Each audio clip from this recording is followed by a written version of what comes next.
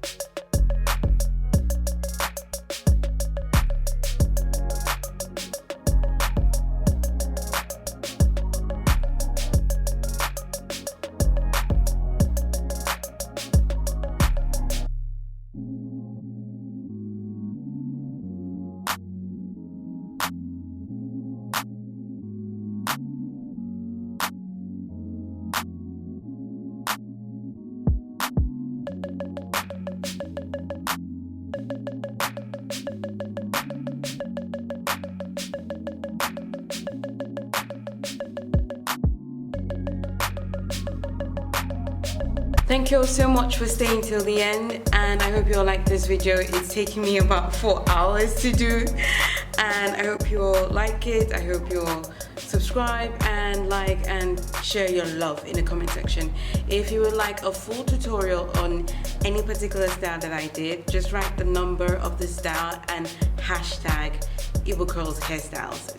So yeah, I'm looking forward to your comments. I'm looking forward to you sharing this content on your Facebook, Twitter, and all your social media handles. And thank you all so much once again. Take care, loves. Bye.